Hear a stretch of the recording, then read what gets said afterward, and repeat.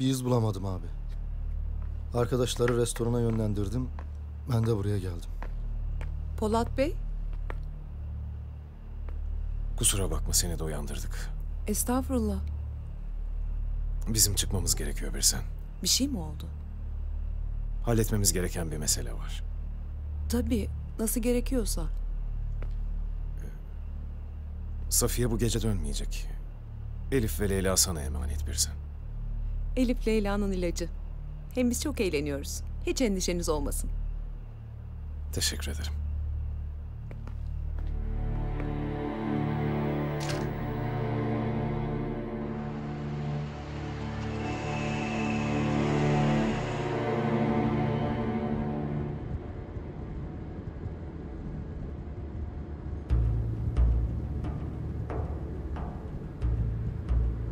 Hiç bana bakma Sophie. Bütün bunlar sizin suçunuz. Senin, abinin. Tek amacım Elif'i almaktı. Şaşırdın değil mi?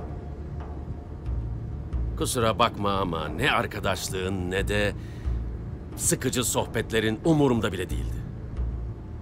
Her şey Elif için. Elif, asil bir kandan geliyor. O bu dünyayı değiştirecek bir jenerasyonun üyesi. Onun nasıl bir cevher olduğunun farkında bile değilsiniz. Büyüdüğünde yüce bir amaca hizmet edecek Elif. Bu amaca uygun yetiştirilmeli. Aldığı eğitim buna uygun olmalı.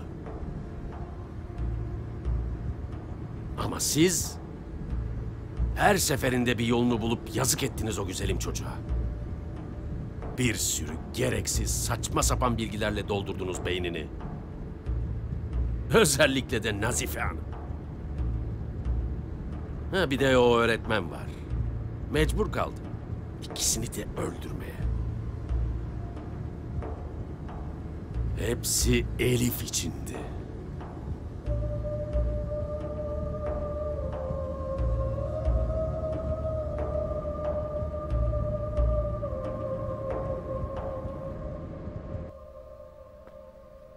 Bunlar beni meraktan öldürecekler. 3 tane adam, üçünün de telefonu kapalı.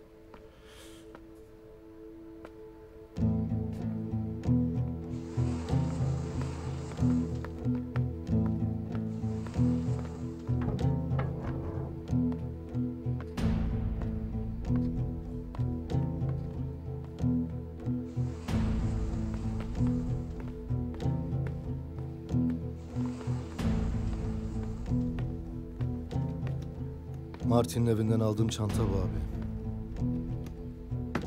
Şifresi var. Ben açamadım.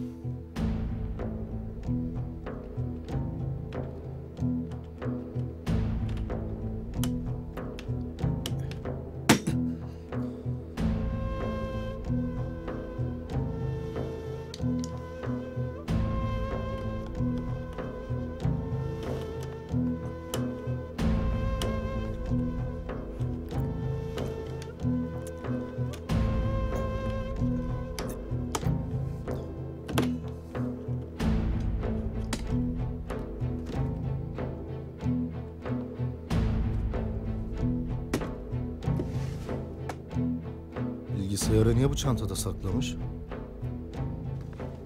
Demek ki içinde önemli şeyler var.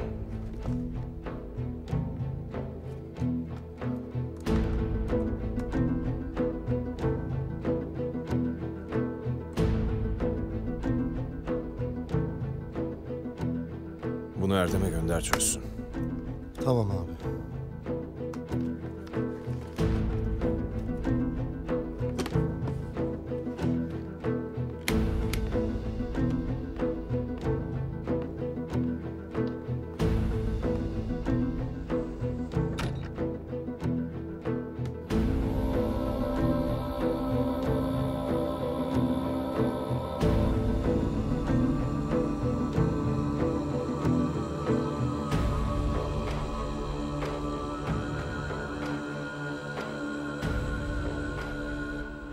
Madem Polat Alemdar seni istedi, göndermek lazım değil mi?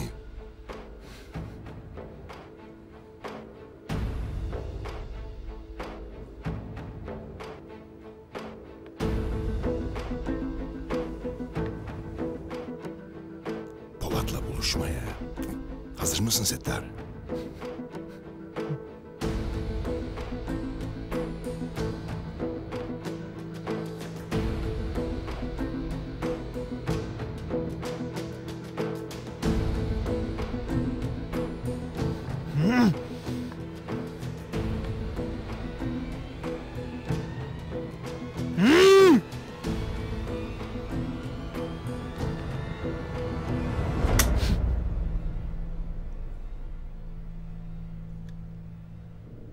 Bak sen. Şarjörünü takmayı unutmuşuz.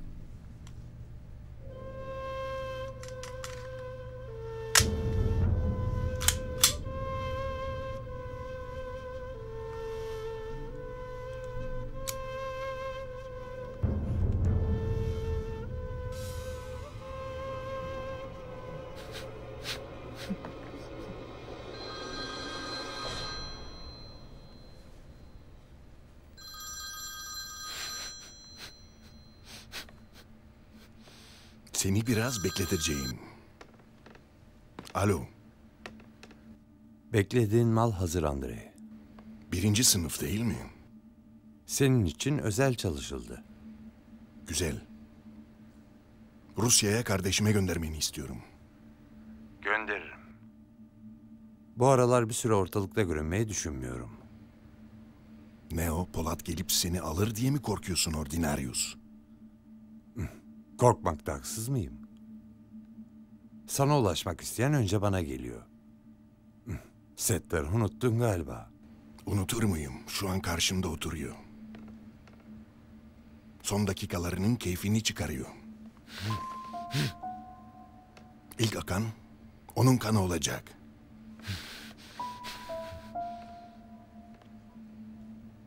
Savaşı başlatıyorum Ordinarius.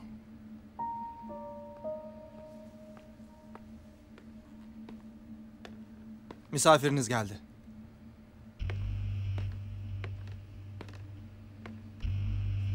Alacağın birkaç nefes daha varmış.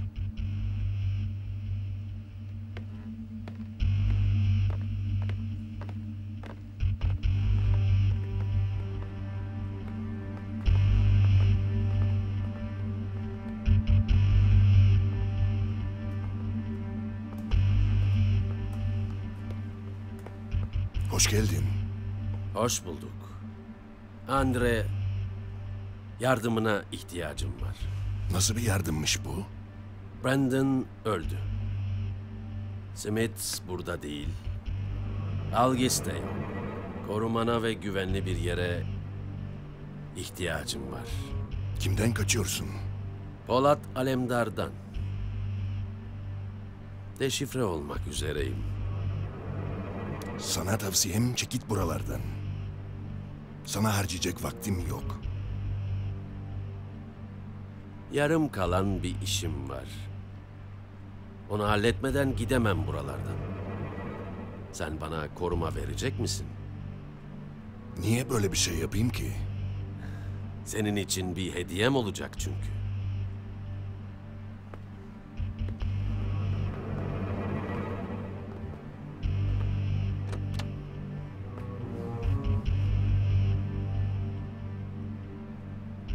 Polat Alemdar'ın kız kardeşi, Sophie. Tanıştığımıza memnun oldum. Sophie. Şu an konuşamaz Andre. İlacın etkisinde hala. İçeri taşıyın.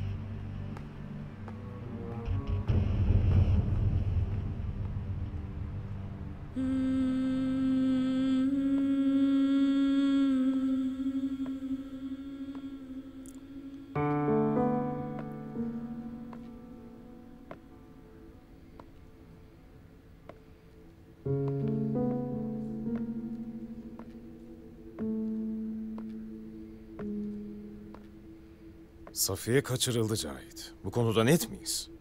Evet abi. Onlar izlesin diye bıraktığımız arkadaş kalp krizi geçirmiş. Safiye'ye ulaşamıyoruz. Eve de gitmemiş. Martin'den de hiçbir iz yok. kimseye görünmeden nasıl ortadan kaybolurlar?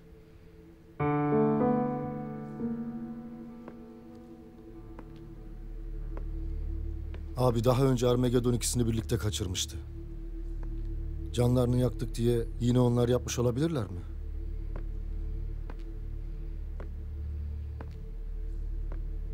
Öyle olsa mutlaka temas kurup benden bir şey isterlerdi.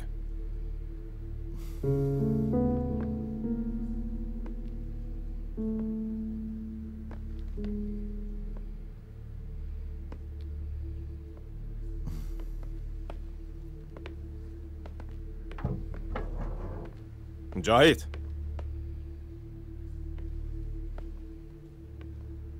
Biz yakınlarda başka kimin canını yaktık?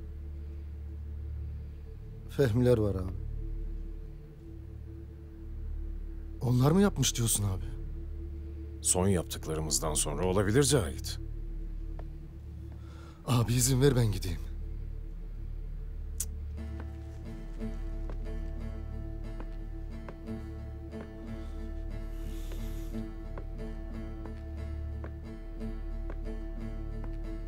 Martin, Takip ettik, evine gittik. Adam temiz çıktı abi. Erdem bilgisayarı açmış mı? Açmış abi. Şimdilik bir şey yok ama hala bakıyor.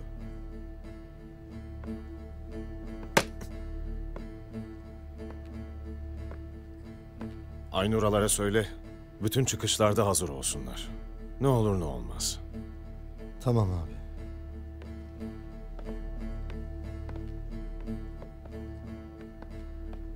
Cahit!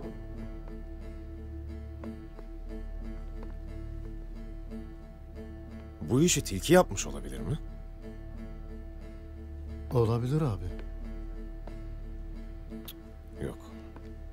O zaman bana Settar kozuyla gelmezdi. Safiye'yi aldıktan sonra gelirdi. Tamam, sen çık.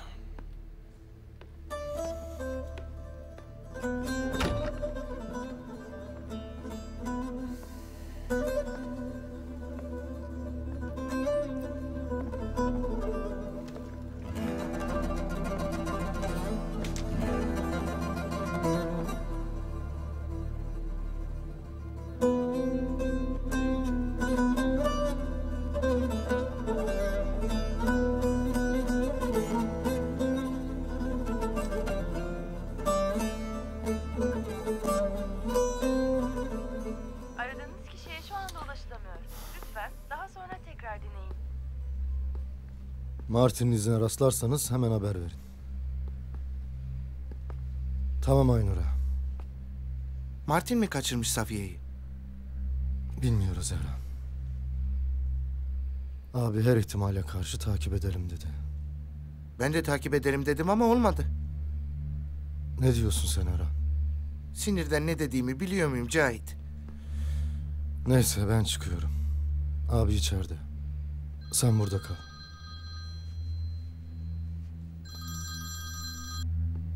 Efendim Zülfikar ağa.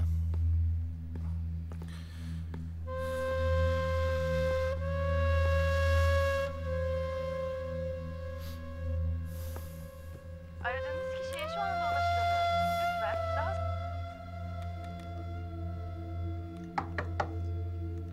Gel. Abi Zülfikar ağa aradı. Buradan ayrıldıktan sonra bir daha pusata ulaşamamış. Seni de arayıp rahatsız etmek istememiş, beni aradı. Bu çocuk tilkinin peşinden gitmiş olmasın Cahit? Olabilir abi. Tilki çıktıktan hemen sonra ben baktığımda gitmişti abi. Eğer öyle bir şey yaptıysa her şeyi berbat eder. Tilki benim onu takip ettirdiğimi düşünürse Settar'ı yaşatmaz. Eyvah.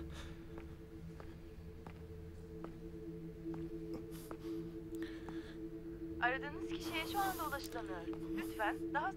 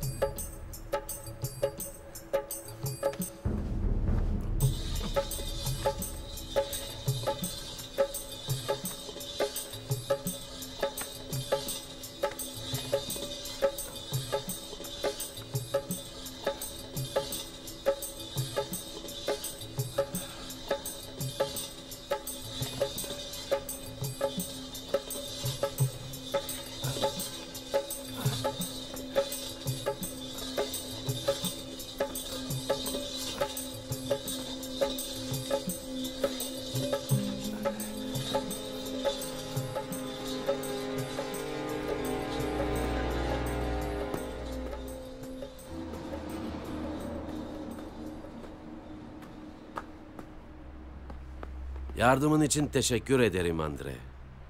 Getirdiğin hediyenin yanında lafı bile edilmez. Bana yapılan iyiliği karşılıksız bırakmam. Sağ ol.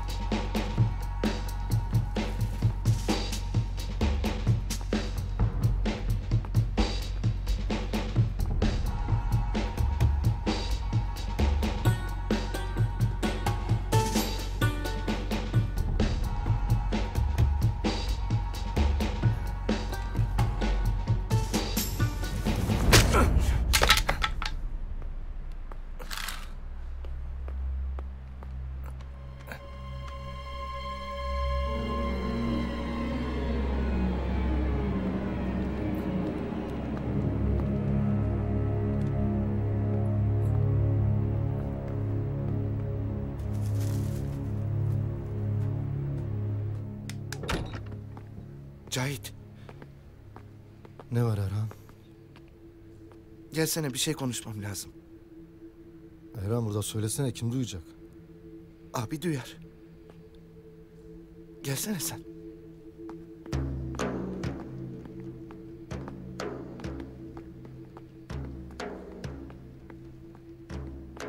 Neymiş abiden sakladın Erhan? Ben bir iş yaptım Cahit. İçinden çıkamıyorum. Ne yaptın? Tilki alçağı buradan çıkarken peşine 3 tane adam taktım. Abi yapmayın dedi. Sen onu dinlemedin, adam mı taktın peşine? Erhan, sen ondan habersiz hangi akıllı iş yapıyorsun? Tilkinin buradan elini kolunu sallaya sallaya gitmesine içim el vermedi. Ondan yaptım. Çok iyi yapmışsın Erhan. Abi de Pusat onu takip ettiyse işimiz bozulur diye kızıyordu az önce. Duydum. Ben de o yüzden gidip söyleyemedim. Hemen söyle Erhan. Sonra duyarsa çok daha kötü olur. Söyle demesi kolay. Nasıl söyleyeceğim? Onu baştan düşünecektin. Git hemen söyle. Yoksa şimdi ben gider söylerim.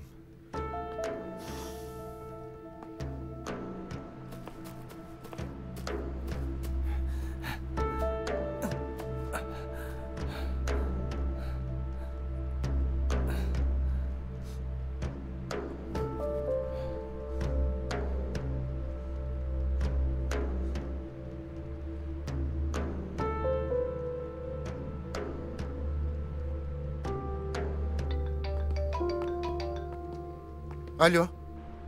Erhan abi benim. Aradı. Sabahtan beri arıyorum. Neredesiniz? İyi misiniz?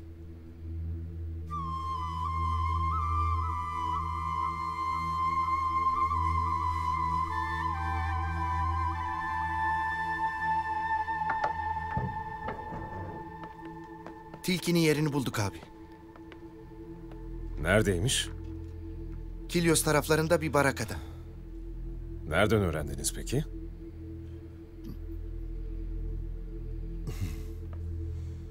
Söyleseniz Erhan, nereden buldunuz?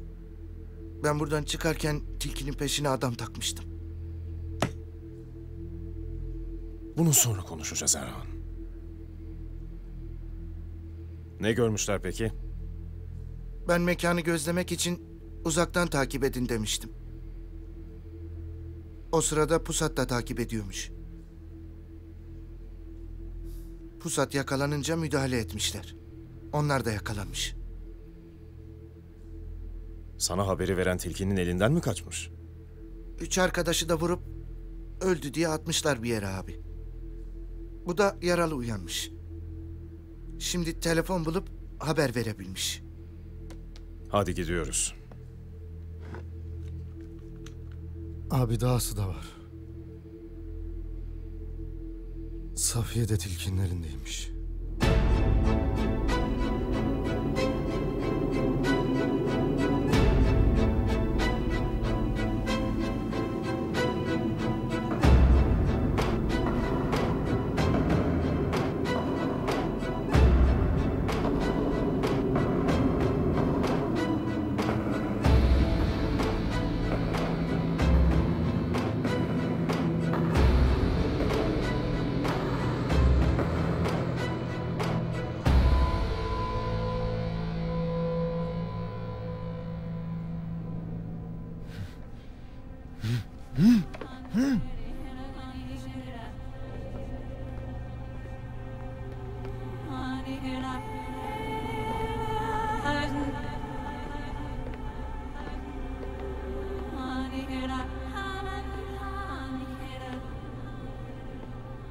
Nerede kalmıştık?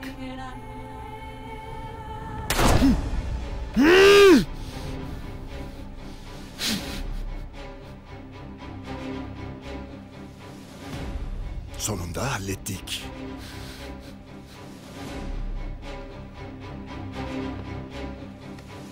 Evet, bu saat. Elimizde daha büyük bir ganimet var artık. Bu durumda sana da ihtiyacımız kalmadı.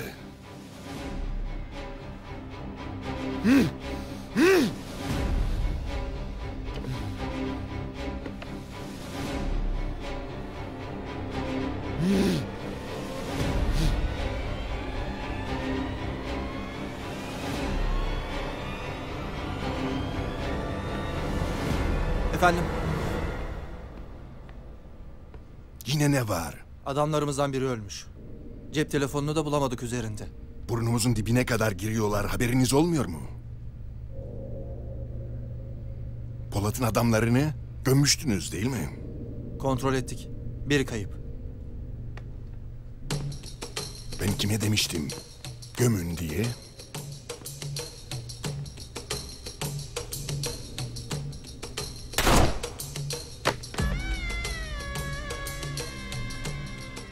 Şimdi gömün bunu.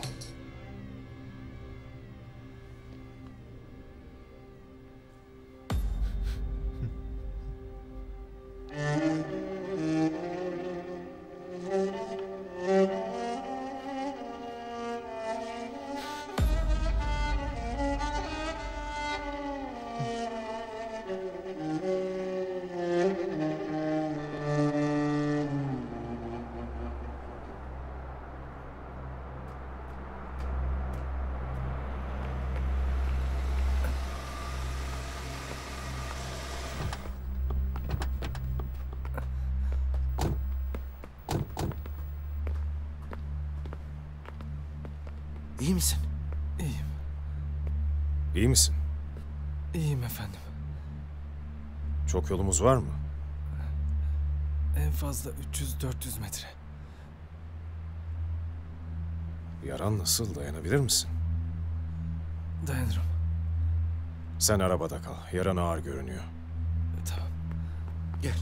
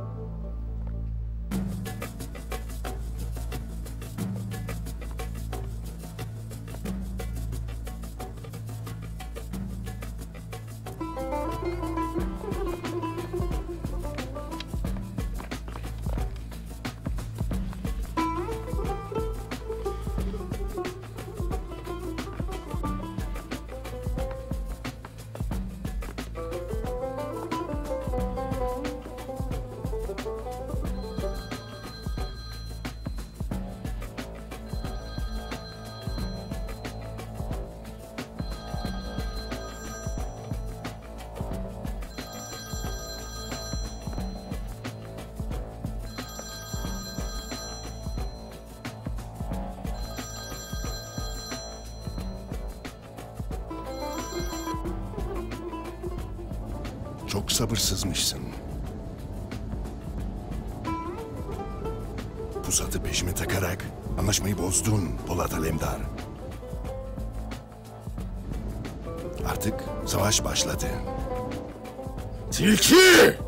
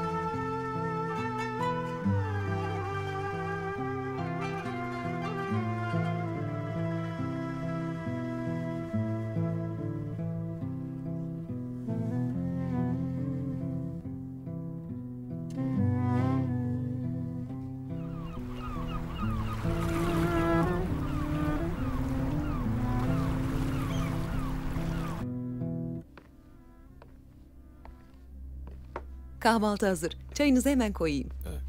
Ben sonra bir şeyler atıştırırım. Zahmet etme. Yalnız sana söylemem gereken bir şey var Birsen.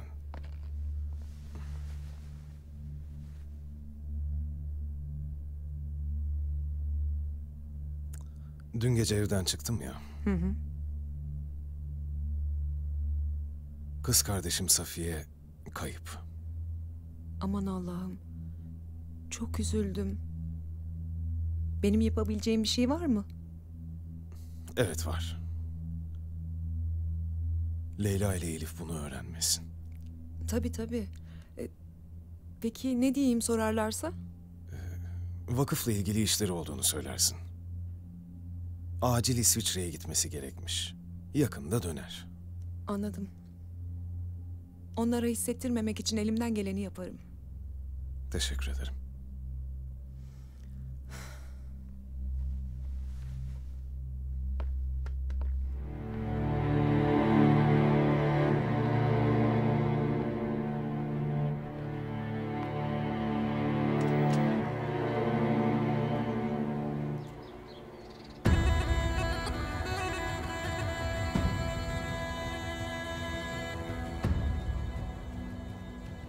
Settar ağamıza sıkılan kurşun bize sıkılmıştır. Kanı yerde kalamaz. Kim yaptıysa cezasını çekmeli. Beren ağam. Ya bize yol ver ya da gerekeni yap.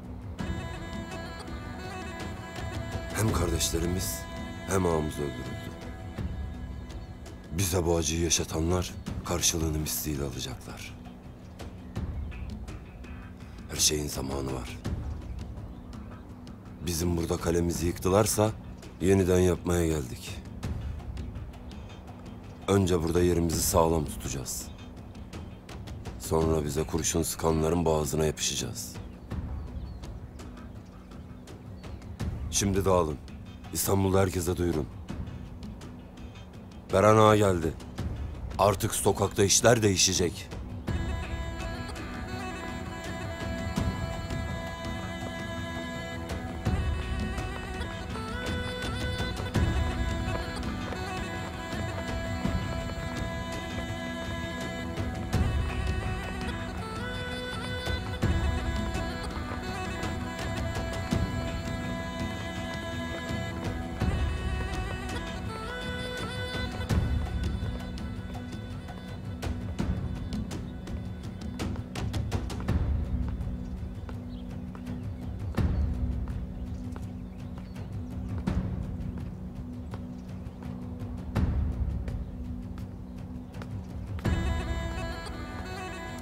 Buyur gel Zülfikar ağa. Başımız sağ olsun Beren.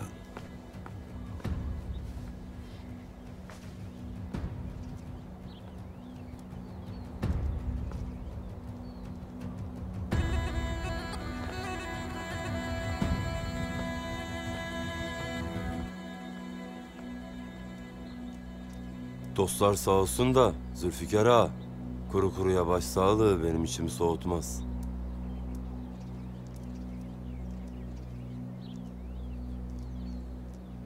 Ne geçiyor senin aklından Beren? Bu Ordünaryus denen adamı sen tanıyor musun? Bilirim. Ama tanımam. Onunla ne işin var? Ağam intikam almak için yola çıkınca en sonuna gitmiş. Demek ben acele etme diye aradığımda oradaydı. Ah Settar. Yaktın yüreğimizi. Şimdi böyle diyene kadar o zaman yanında olaydın Zülfikar ağa. Kardeşlikte adamı yalnız bırakmak var mı?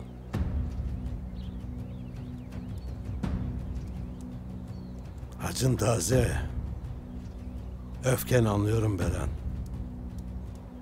Ama bilesin ki biz onu yalnız bırakmadık.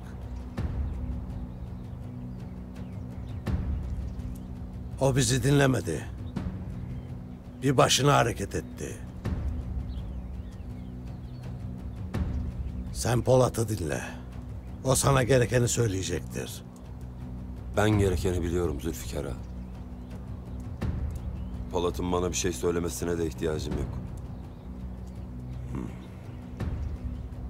Biz kendi işimizi kendimiz yaparız.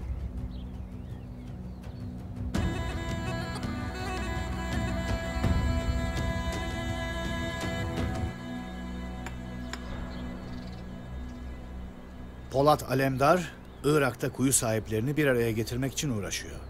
Harun Bey yasal süreci başlatırsa bu girişimin önünü alamayız. John Smith, Harun Bey'i engellemek için Irak'a gitti Fehmi Bey. John Smith çok hırslı biri. Stone Hanedanı'nın bekası için her şeyi göze alacaktır. Ezeli rakibimiz olsa da Polat Alemdar meselesinde başarılı olmasını dilerim. Ancak her halükarda bizim rafineri işini engellememiz lazım. Sen ne yaptın? Nail'e ulaşabildin mi? Araştırmalarım sürüyor. Görevi ben devralabilirim. Nail ve hocanın rafineri meselesini konuşmak için bugün bir araya geleceklerini öğrendim. Nihayet iyi bir haber.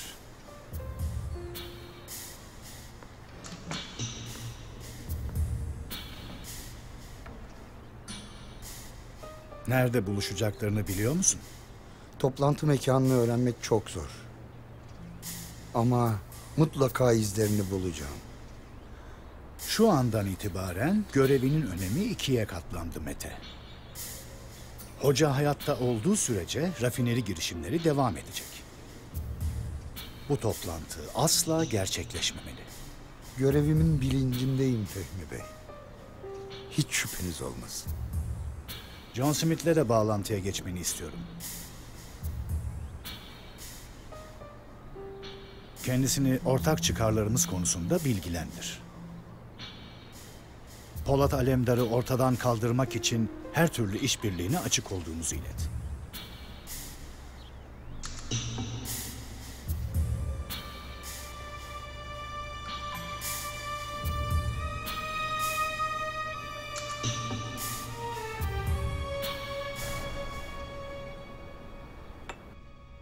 Bugün burada büyük bir dönüşümün eşiğindeyiz. Eğer birlik olmayı başarırsak bu toprakların sahipleri yeniden kendi topraklarında söz sahibi olacaklar. Yıllardır bugünün gelmesini bekledik. Türkiye'den gelen kardeşlerimizle bugün güven içinde bir araya gelebildik. Artık emaneti ehline teslim etmenin heyecanını yaşıyoruz. Bizler de sizinle aynı duygular içindeyiz. Ancak bundan sonrası için endişelerimiz var. Şedid'in varlığı hepimiz için büyük tehlike. Bugün burada ortak bir adım atsak da sonrasında ne olacağı meçhul. Petrolün çıkarılmasından işlenmesine ve dağıtımına kadar her aşamanın planlaması yapıldı. Harun Bey'in hamleleriyle yasal süreci başlattıktan sonra hakkınız olduğu üzere kendi petrol kuyularınızı işletmeye başlayacaksınız. Azeri iş adamı Nail Bey ile yaptığımız anlaşma çerçevesinde Türkiye'de rafineri kurma çalışmalarına başlandı. Kuyularınızdan çıkan petrol Türkiye'deki rafineride işlenebilecek. Endişelenmeyin. Kuyularınızın güvenliği de tarafımızdan sağlanacaktır. Öyleyse hepimize hayırlı olsun diyelim.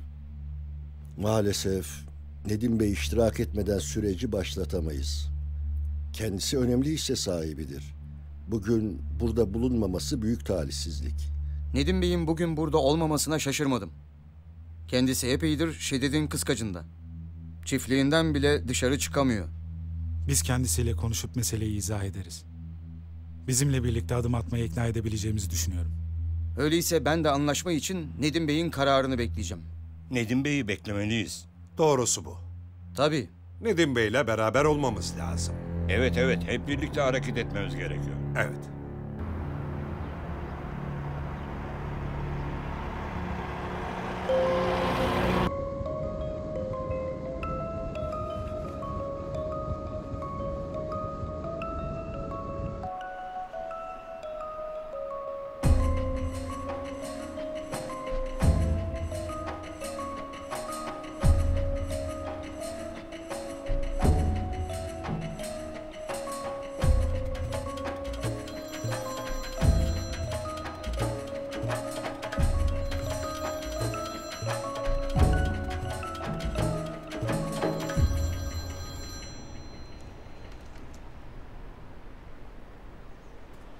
Mete Bey, bu ne sürpriz? Maalesef Mr. Smith. Sizi üzücü bir haber vermek için rahatsız ediyorum. Nedir mesele?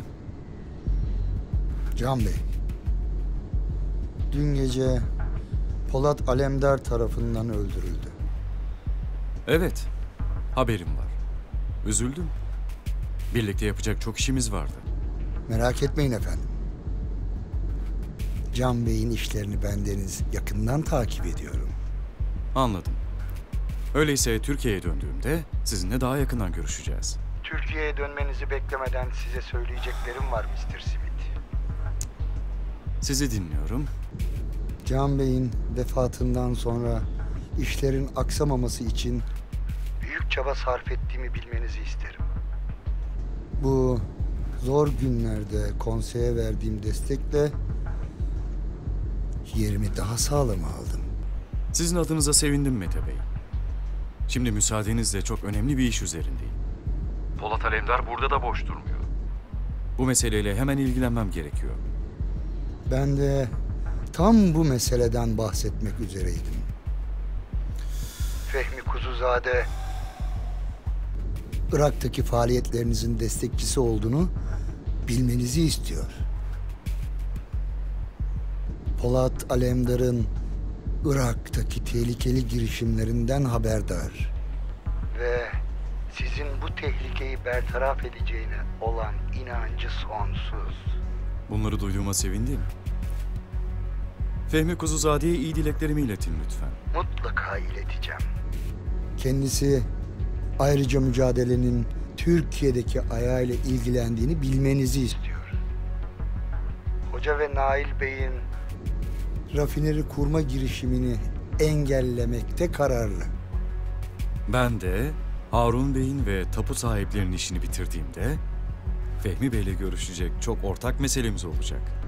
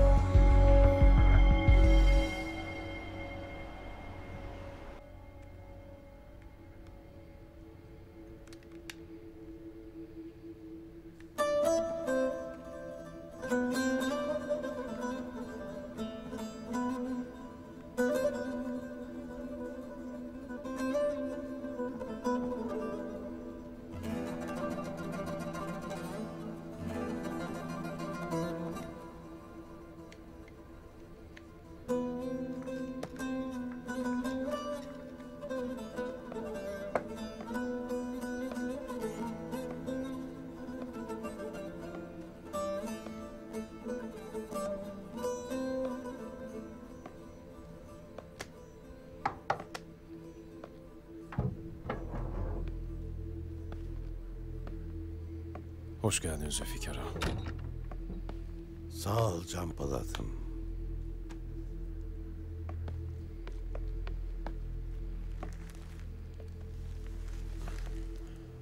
Can Polat'ım, sana faydası olacak bir haberim var. Nedir?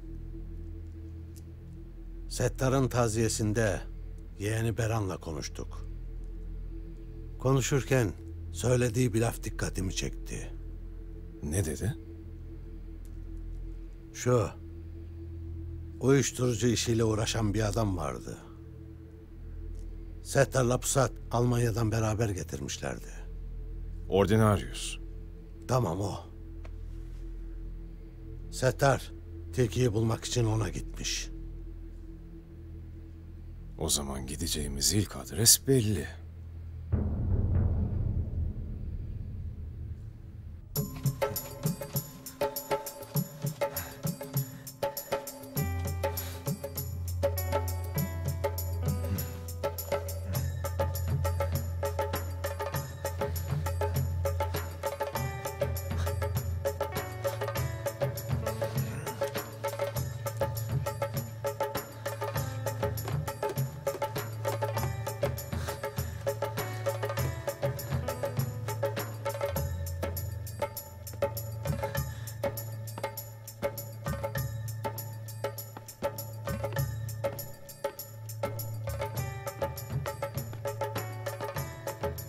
Hemşire hanım, burası değil.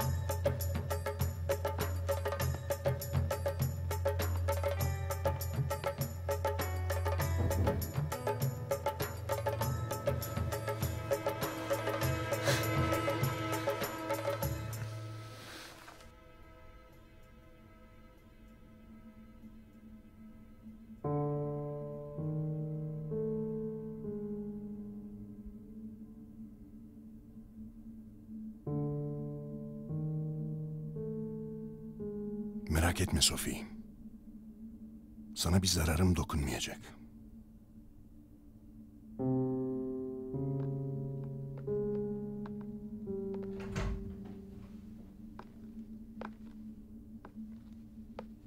Hemşire hanım serum takacaktı efendim. Buyursun.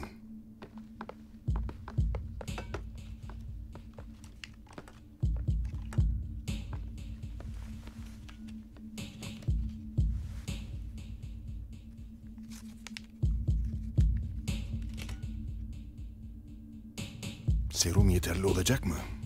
Vücudun bütün besin ve sıvı ihtiyacını karşılayacak. İyi. Ne gerekiyorsa yapın. Tabii. Sophie'nin rahat etmesi benim için çok önemli.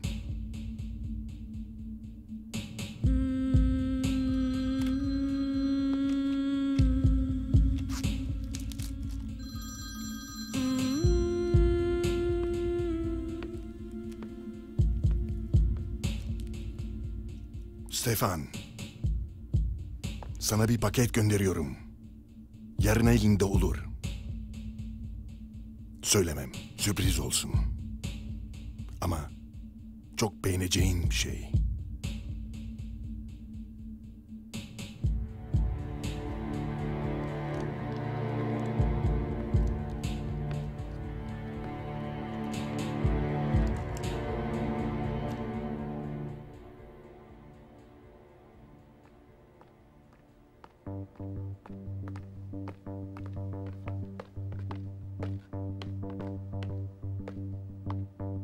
Mete John Smith'le görüşmüş Fehmi Bey. Kayda değer bir gelişme var mı? Sizin hassasiyet ve önceliklerinizi iletmiş. Olumlu bir cevap almış. Ortak çıkarlarımızı konuşmak için yakın bir zamanda bir araya gelmek istediğini söylemiş. Gelsin tabii. Ama biz de o zamana kadar yol almalıyız. Mete, hocanın yerini öğrenebilmiş mi? Bugün mutlaka harekete geçecektir. Cahit'in ortadan kaldırılması için de emir vermiştim. Ne zaman sonuç alacaksın Hakkı? Efendim, bana verdiğiniz görev infaz emrini Pusat'a iletmekti. İlettim. Ama sonrasında Pusat'tan ses seda çıkmadı. Bu mesele fazla gecikmemeli. Olumlu ya da olumsuz bir an önce sonuç almak istiyorum. Pusat Cahit'i öldürerek Polat Alemdar'la karşı karşıya gelmek istemeyecektir diye düşünüyorum.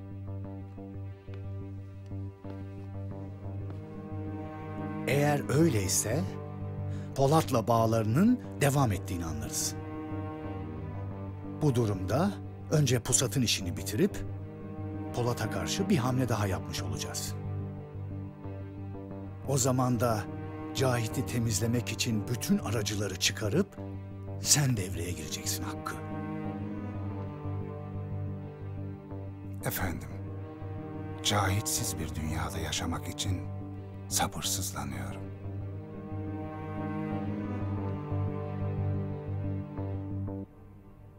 Polat Alemdar'ın adamları Türkmen köyünde üs kurmuşlar. Kuyu sahipleriyle görüştüklerini haber aldık. Birlik olurlarsa bizim için sıkıntı doğurabilir. Ben bu görüşmeden bir şey çıkacağını sanmıyorum. Kuyu sahiplerinin yasal hakları onları uluslararası hukukta güçlü konuma getiriyor. Yasalar, uluslararası hukuk ve şiddet. Ay, beni şaşırtıyorsunuz halife. Sizin bana sözlerinizden başka vereceğiniz bir güvence yok Mr. Smith. Ben her ihtimali düşünmek zorundayım. Halbuki sözlerimin sizin için yeterli olmasını beklerdim. Belli ki Sagir için yeterli olmadı.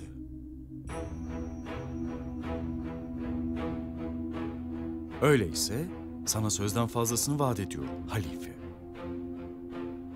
Türklerin bu topraklarda hüküm sürmesini bizzat ben engelleyeceğim. Bunu nasıl yapacaksınız? Duyduğuma göre petrol kuyularının en büyük hissedarı Nedim diye biriymiş. Kendisini ziyaretimin etkili olacağını düşünüyorum. Nedim'le ilişkilerimiz hassas bir zeminde ilerliyor. Onu kazanabilirim. Onu kazanmanın pek çok yolu var. Bak John, içinde bulunduğumuz şartlarda dikkatli olmak zorundayım. Bu coğrafyadaki halkları aynı cephede birleştirecek bir saldırının sonuçlarını göze alamam.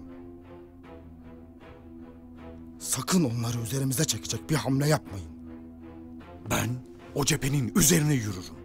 Siz yolumdan çekilin yeter!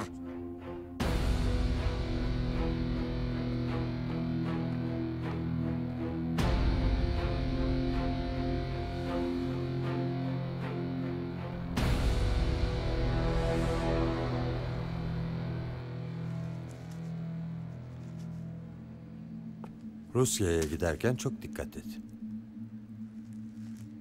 Bu haplar benden başka hiç kimsede yok. Eğer yakalanırsan sadece malı değil, milyonlar kazandıracak formülü de kaybederiz. Dikkat ederim Ordinarius. Tilki için hazırladığım bu çantayı başına hiçbir şey gelmeden Rusya'da Stefan'a teslim et. Tamam.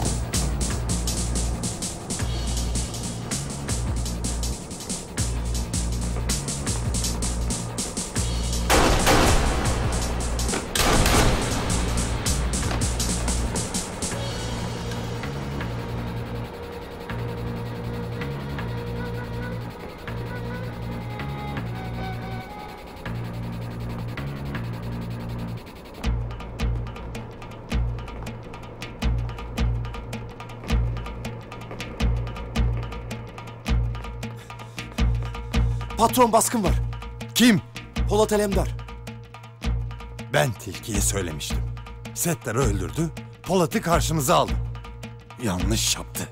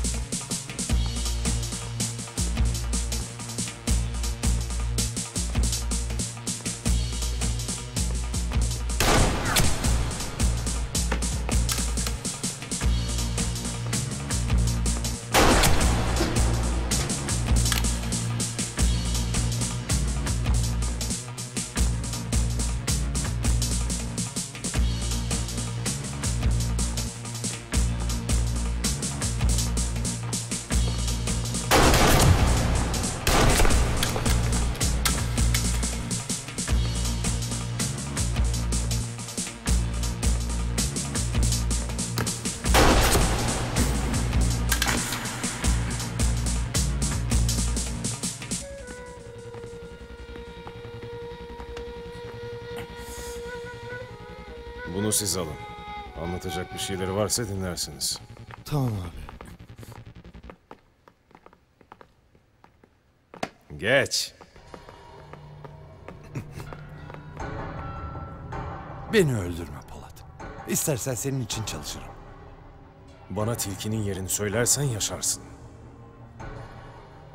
Seni götürürüm. Settar'ı götürdüğün gibi mi? Hı? Kilyos'taki bir depoda. Gittim baktım orada yok.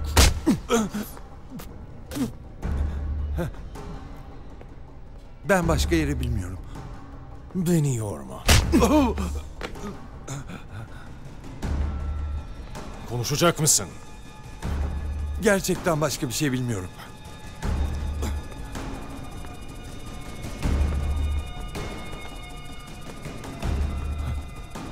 Beni dinle Polat. Yok. Sen beni dinleyeceksin.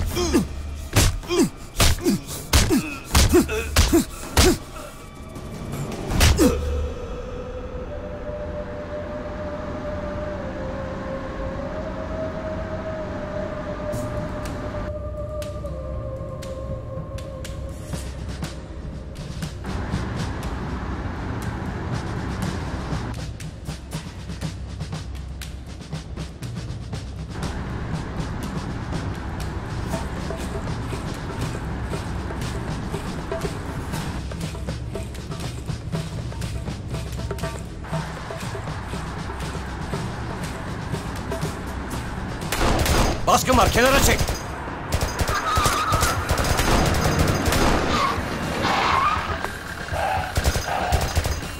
Efendim hemen yatın.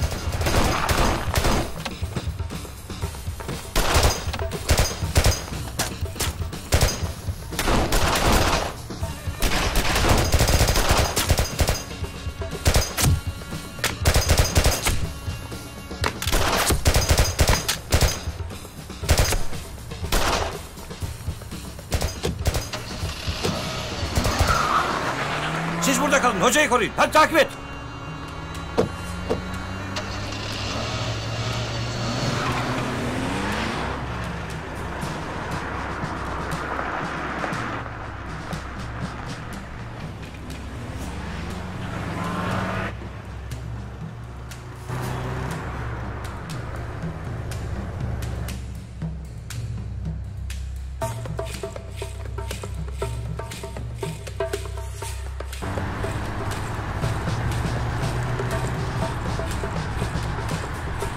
Acele et, acele et!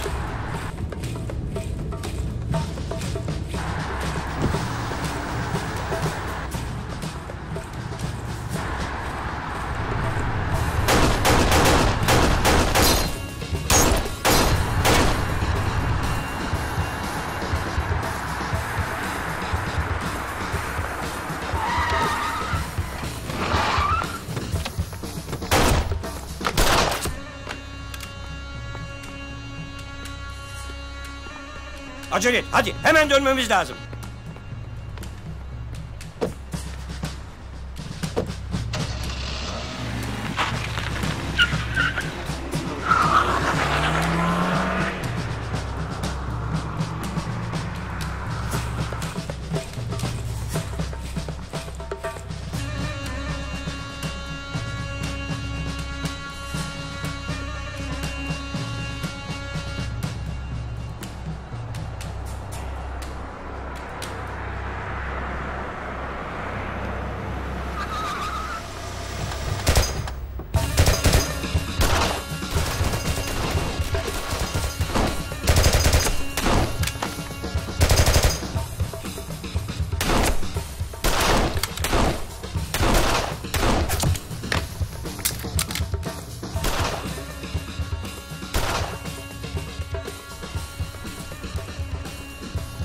Efendim kafanızı kaldırmayın.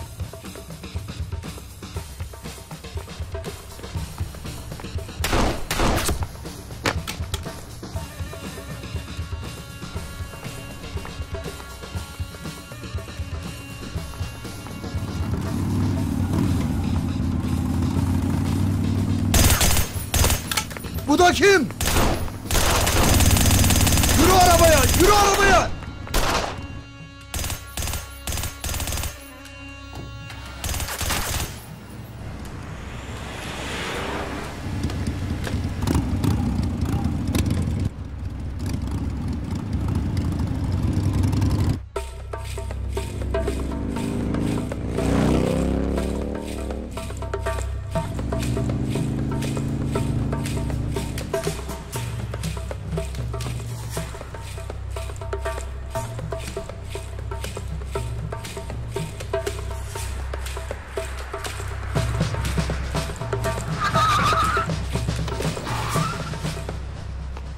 Hocam. İyi. İyi misiniz? İyi.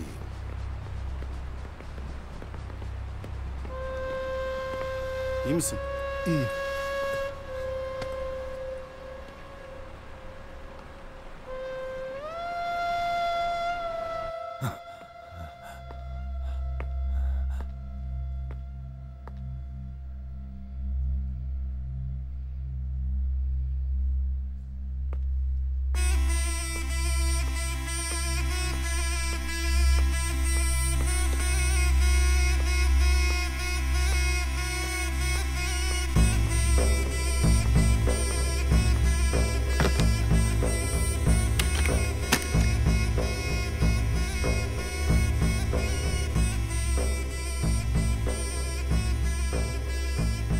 Kalk. Kalk dedim yerinden!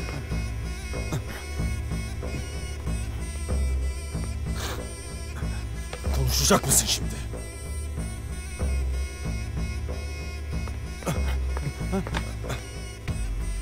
İlaç vereyim sana biraz. Kendine gelirsin. Ha? İyi Hayır. gelir, ha? Ne dersin? Hayır yapma. Ha? Hayır, öldürür o beni. İstediğimi söyleyene kadar seni kimse öldüremez. Yut! Yut! Bu zehir seni silahtan daha fazla korkutuyor değil mi? Ha? Yut dedim sana! Yut!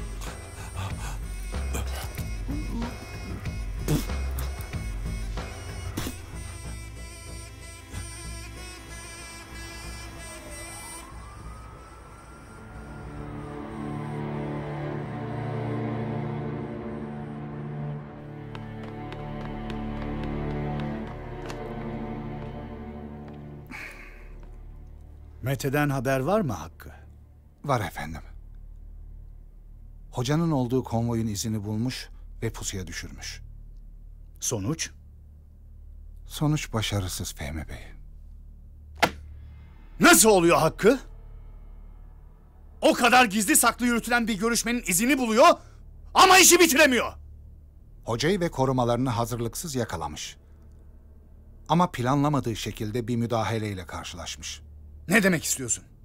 Konvoyu pusuya düşürdükten sonra işlerini bitirecekken hesapta olmayan biri dışarıdan müdahale edip planı bozmuş. Benim bahanelerle kaybedecek zamanım kalmadı.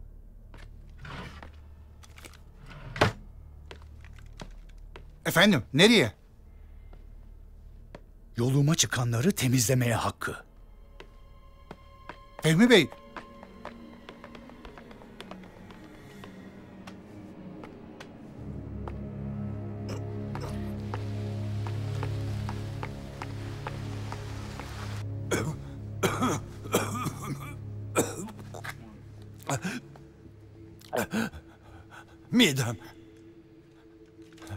Midem. Midem çok kötü. Midemi yıkattırmam lazım. Ben mideni temizleyeceğim. Sen bir konuş da. Tilki beni yaşatmaz. Beni yaşatmaya söz verirsen... Ben senin gibi adama söz vermem. Erhan!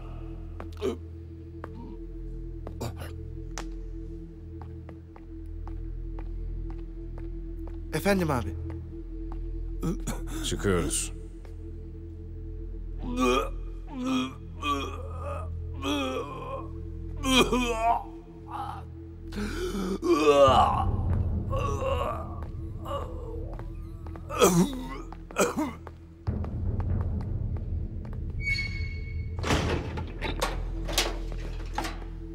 Adam bayıldı Cahit.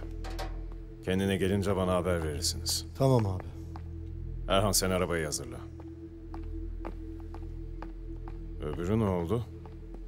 Tilkiden çok korkuyor abi. Öleceğini bilse bile konuşacak gibi durmuyor.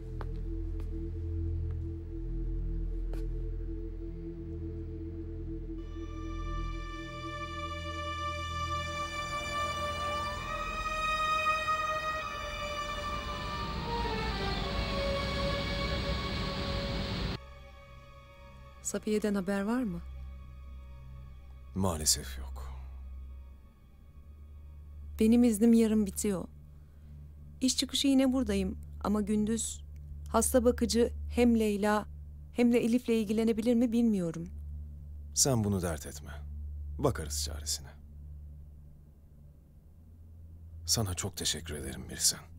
Bize kara gün dostu oldun. Bütün hayatını işgal ettik. Hakkını helal et. Estağfurullah, o nasıl söz? Hakkın varsa helal olsun. Oo. Bugün çok iyi görünüyorsunuz Leyla Hanım. Teşekkür ederim. Zahmet etmeseydin.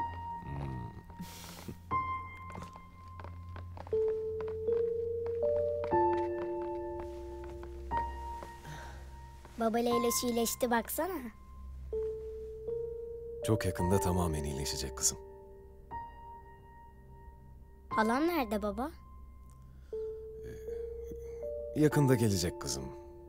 İsviçre'deki vakıfta bazı işlerle ilgilenmesi gerekiyormuş.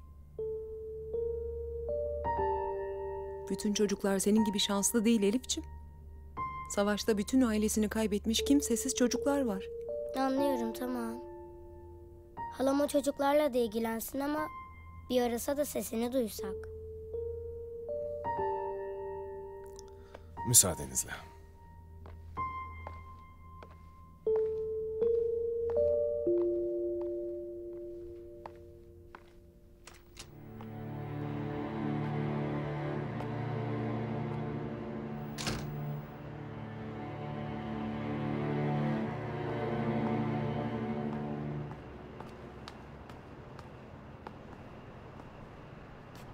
Abi affettin mi beni? Hatan çok büyük Erhan. İkinci seferdir tilki meselesinde benden habersiz iş yapıyorsun. Ne desen haklısın abi. O adamın uğursuz adını duyunca aklım başımdan gidiyor. Ne yaptığımı bilmiyorum. Bundan sonra benim lafım hiç çıkmasın aklından. Bana sormadan bir kez daha iş yaparsan... Anladım abi. Zehir tüccarından haber var mı? Ayılmış mı? Yok. Müsaaden olursa ben başında durayım o Deus'un. Olmaz. Yarın bir sen göreve başlıyor. Sen buradan bir yere ayrılmayacaksın. Hatamdan dolayı ben pasif göreve mi çekiyorsun abi?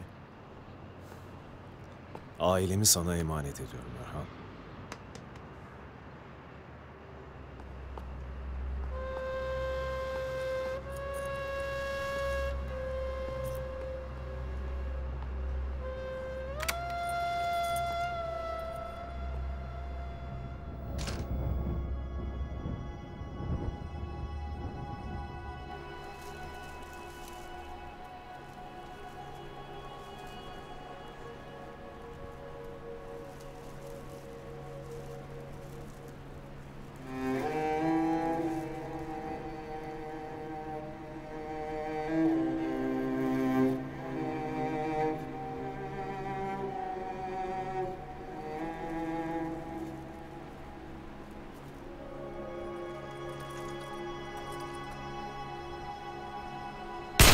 Aferin.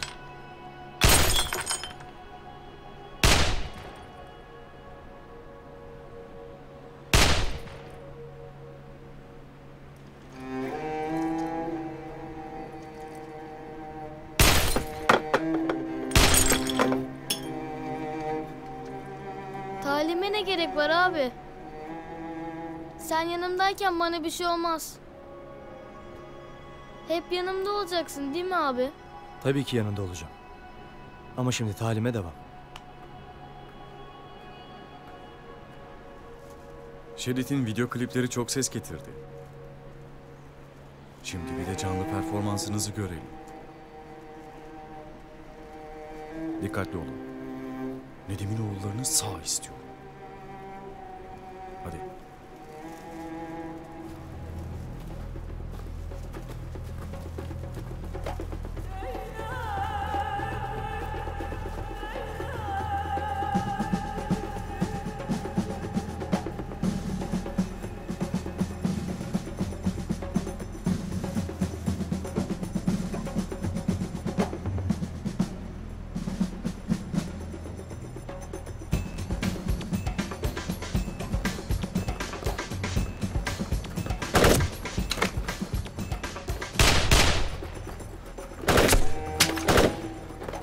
Arkamda kal!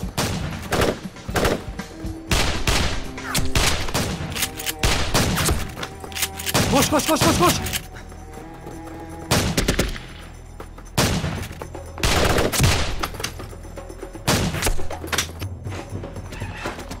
Şuraya geç. Şunun altına gir hemen. Burada kal, tamam mı? Ben gelene kadar da sakın buradan dışarı çıkma.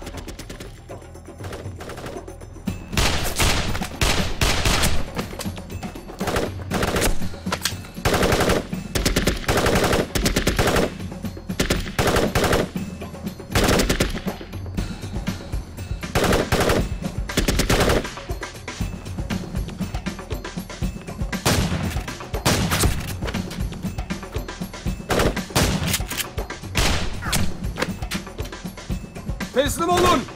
Size dokunmayacağız!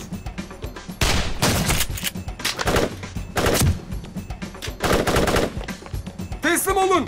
Size dokunmayacağız!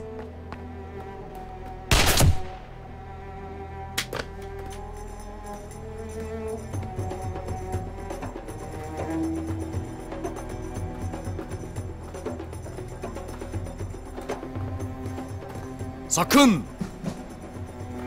At silahını! Bırak!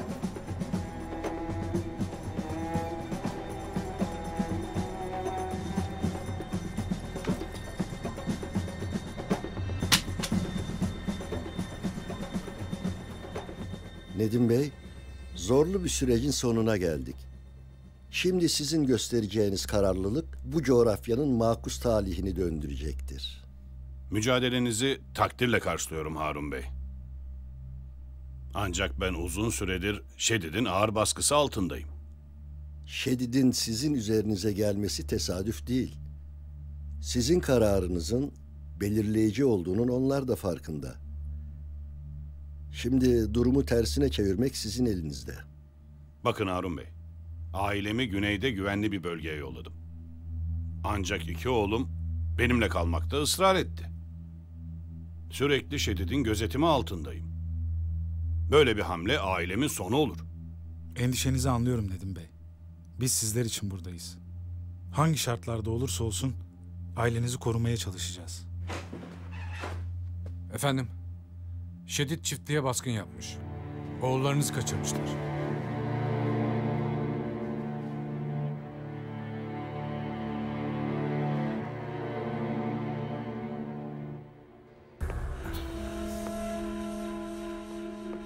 Vurma yeter. Konuş o zaman. Tilkiye nasıl ulaşacağını bilmiyorum. Ama tilki için çok kıymetli bir şey biliyorum.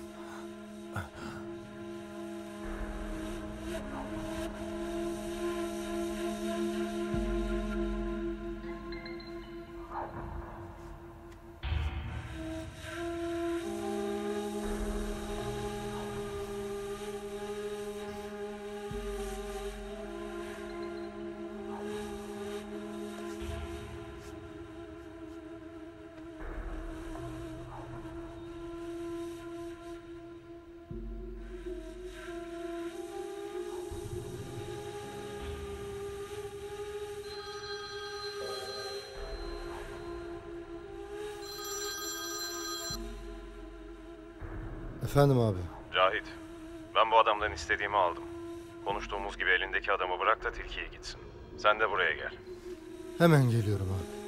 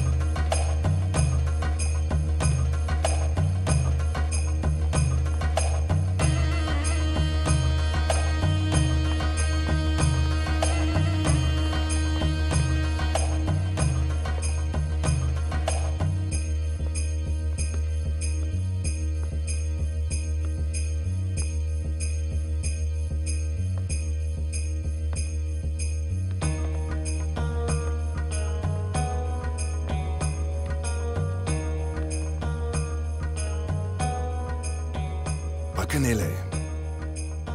Pusat kaçmaya niyetlenmiş.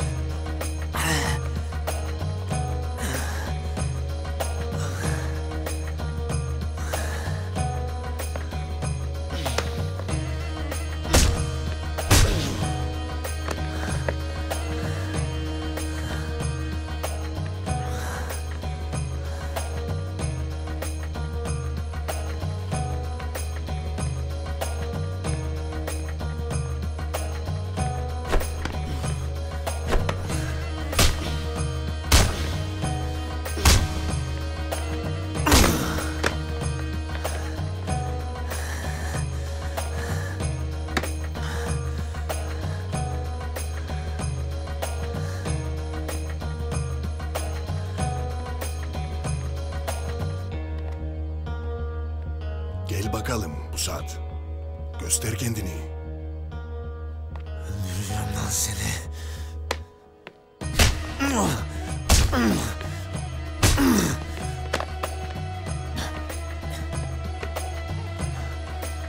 Hepsi bu mu? Beni öldürmek istiyorsan daha fazlasını yapmalısın.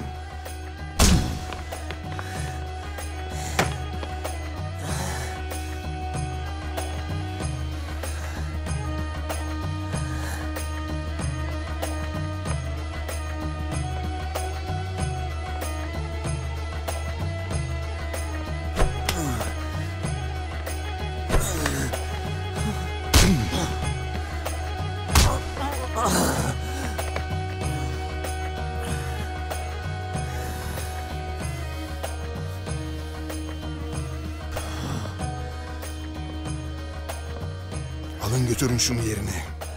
Başına da birini dikin. Tamam.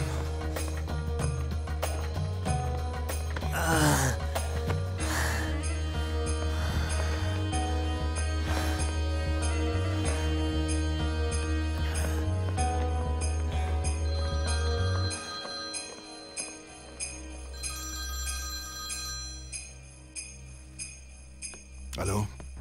Andre. Polatlı adamları baskın yaptı. Ordunanus ellerinde. Hayatta mı? İşkence yaptılar. Büyük ihtimalle ötmüştür.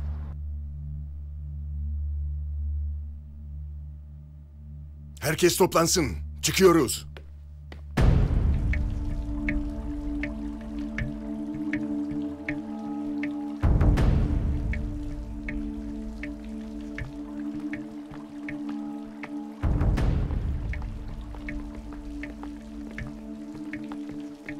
Bana böyle söz vermemiştin John.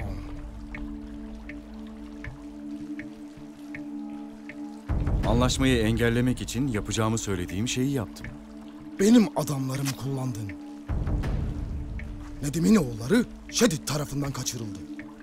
Bu yüzden onların kaderini ben tayin edeceğim.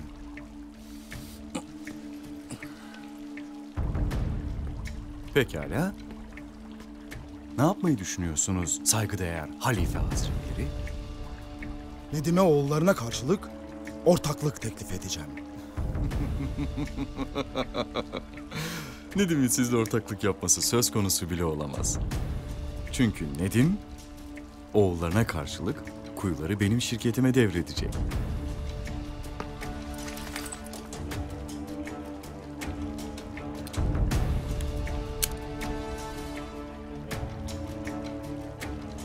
Siz nerede olduğunuzun farkında değilsiniz galiba Mr. Smith. Şedid'in hüküm sürdüğü topraklardasınız. Ve Şedid'e ben hükmediyorum.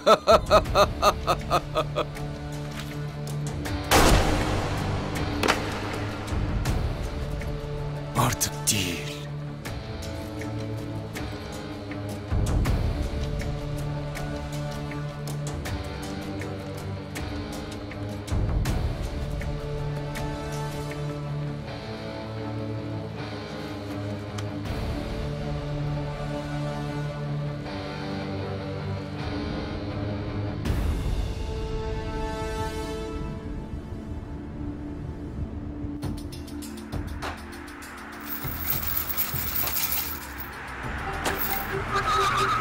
Ne oluyor?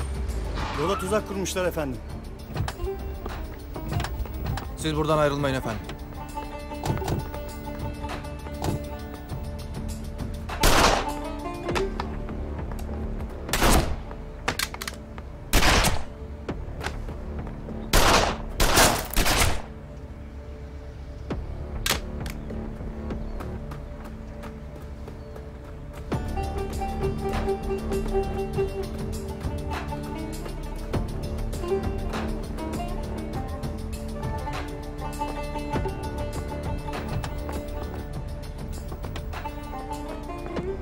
İkimiz de saygın iş adamlarıyız Fehmi Bey.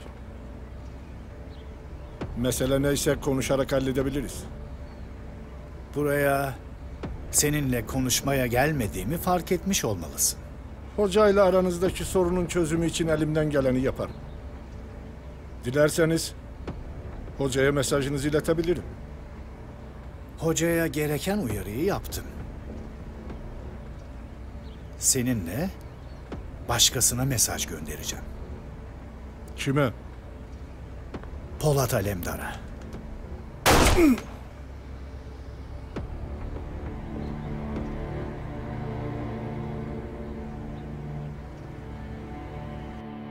Müzik, özellikle çocuklarda beyin ve ruh sağlığını geliştirir.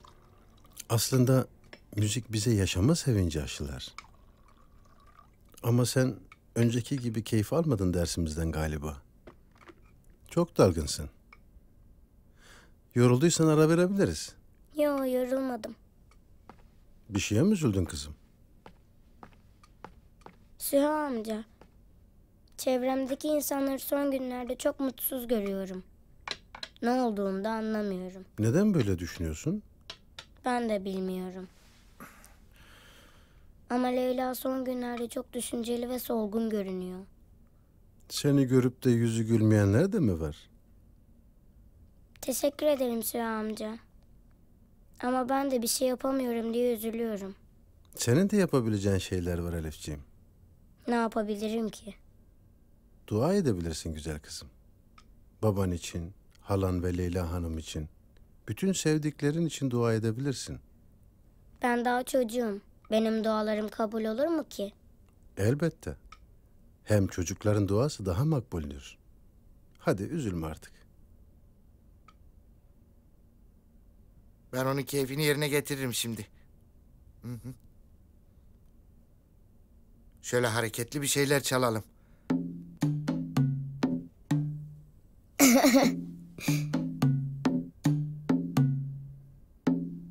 Öyle çalınmaz bir kere. Ver. Bak bu düm. Güm mü? Hiç de öyle bir ses çıkmadı. Güm değil, düm düm bak. Düm. Bu da tek. Kolaymış. Ver. Böyle miydi Süha baba?